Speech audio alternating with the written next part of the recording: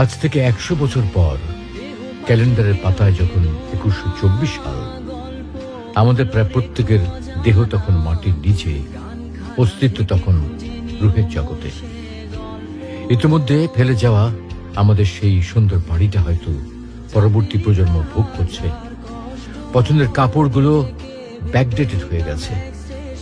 শখের গাড়িটা হয়তো অন্য কেউ চালাচ্ছে, আর আমায় খুব কম জনই স্মরণে রেখেছে, হয়তো কেউ ভাবেও না। হাতে তাদের সময় নেই, যাদের জন্য এত কিছু করতে করতে নিজের জীবনটাই শেষ করে দিয়েছিলাম।